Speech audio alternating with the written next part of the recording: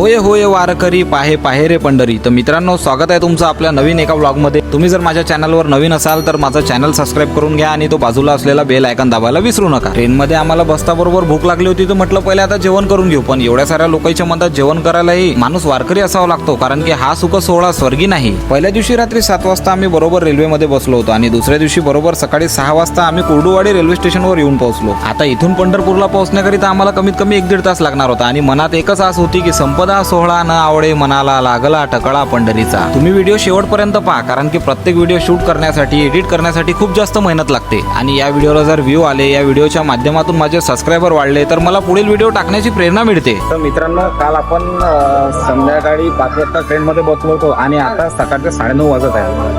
तर आता आपण वैकुंठ पंढरी म्हणजे आपण आता 9:30 वाजेच्या जवळपास आपण पंढरपूरला येऊन पोहोचलो. सध्या आपण तुम्ही पाहू शकता आपण रेल्वे स्टेशनवरच आहोत. आता पुढे काय काय होते हे मी तुम्हाला पुढच्या ब्लॉगमध्ये सांगतो.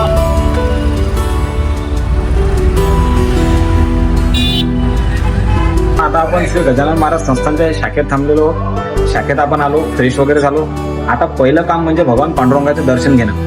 तर आपण सगळ्यात पहिले भगवान पांडुरंगाचे दर्शन घेऊन घेऊ आणि नंतर 3-4 दिवस आपल्याला पंढरपूर फिरण्याकरिता आहेतच. तर तुम्ही व्हिडिओ शेवटपर्यंत पहा. रामकृष्ण आहे. त्यानंतर भगवान पांडुरंगाच्या मंदिराची एक प्रदक्षिणा केल्यानंतर आम्ही गोपाळपुऱ्यातून दर्शनाच्या रांगेत लागलो, कारण की पंढरपुरात भक्तांची गर्दी वाढत होती. म्हणून या ठिकाणापासून आम्हाला दर्शनाकरिता कमीत कमी 12-13 तास लागणार होते. हे तर काहीच नाही, जशी जशी आषाढी एकादशी जवळ येते तशी तशी ही लाईन 34-35 तासाची असते. परंतु एवढे तास लाईनीत लागल्यावरही भगवंताचा मुख पाहिल्यानंतर एका सेकंदात सगळा थकवा नाहीसा होतो. तर माऊली, आपण सकाळी 11 वाजता लाईनीत लागलो होतो आणि आता रात्रीचे 8 वाजत आहेत, तरी अजून आमचं दर्शन झालं नाही. अजून 1-1.5 घंटा समजा दर्शनाला बाकी आहे.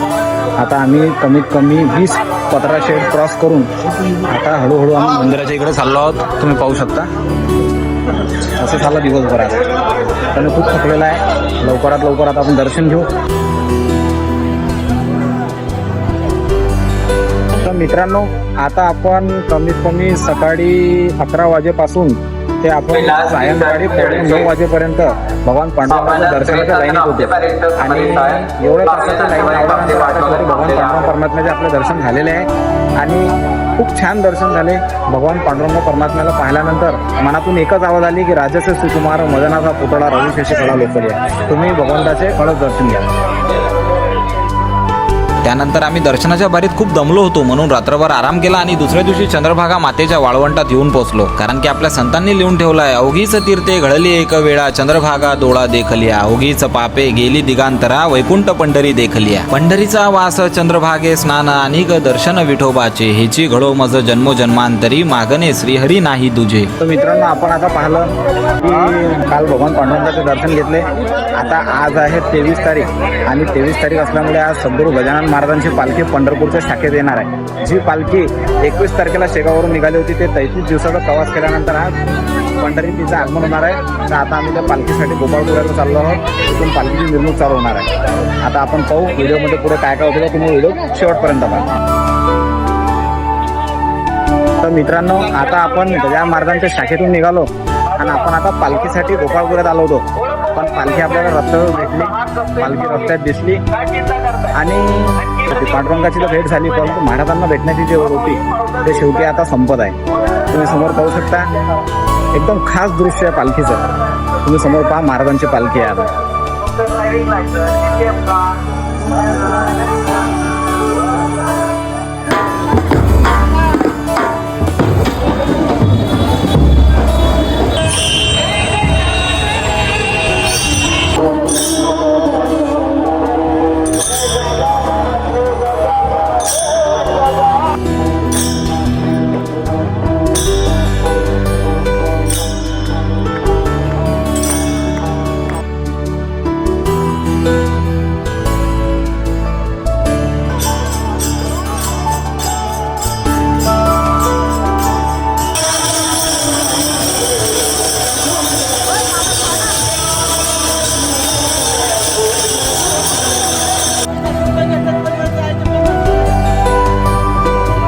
तर मित्रांनो, शेवटी आपण आता चंद्रभागा मातेच्या तीरावर आलेलो आहोत आणि चंद्रभागा मातेच्या आपण सोबत भेटण्याकरिता आपण आता या नावेत बसलेलो आहोत. मी आयुष्यात पहिल्यांदा नावेत बसलो आणि मला वाटलं नव्हतं की मी पहिल्यांदा नावेत बसेल आणि ती नदी चंद्रभागा माता राहील म्हणून.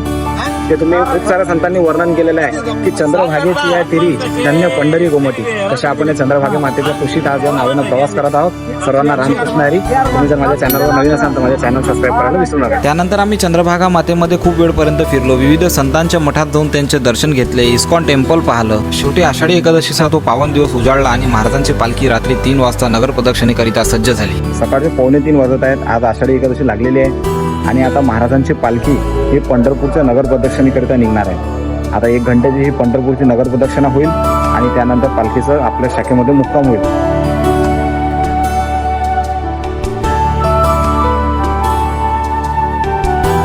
रात्री 3 वाजता भूवैकुंठ पंढरपूरच्या नगर प्रदक्षिणेकरिता निघालेली ही पालखी प्रत्येक संतांच्या मठासमोरून जाते. विशेष म्हणजे प्रत्येक संतांच्या मठासमोर त्यांचा अभंग म्हणण्यात येतो व स्वतःभोवती एक प्रदक्षिणाही मारावी लागते. शेवटी 1 तासाची नगर प्रदक्षिणा झाल्यानंतर पालखी श्री गजानन महाराज संस्थान शेगावच्या शाखेत परत येते. यावेळेस महाराजांचे जेही भक्त पंढरपुरात आषाढी वारीकरिता आलेले असतात ते महाराजांच्या या पालखीसोबत नगर प्रदक्षिणा अवश्य करतात.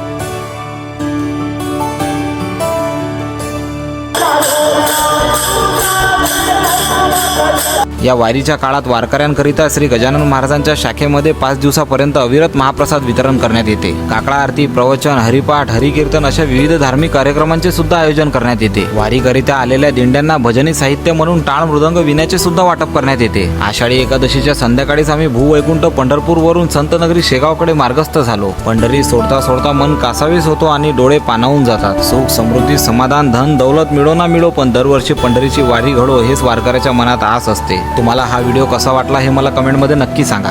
तर मित्रांनो, आता पंढरपूरची वारी संपूर्ण करून आपण शेगावच्या रेल्वे स्टेशनवर आलेलो आहोत. या ट्रेननं आपण आलो आणि आता आपली वारी आज संपूर्ण झाली. तुम्ही हा ब्लॉग पूर्ण पाहिला त्याबद्दल तुमचे मनपूर्वक धन्यवाद. आणि तुम्ही जर माझ्या चॅनलवर नवीन असाल तर माझा चॅनल सबस्क्राईब करायला विसरू नका आणि तो बेल आयकॉन दाबायला विसरू नका. रामकृष्ण हरी. जय गजानन.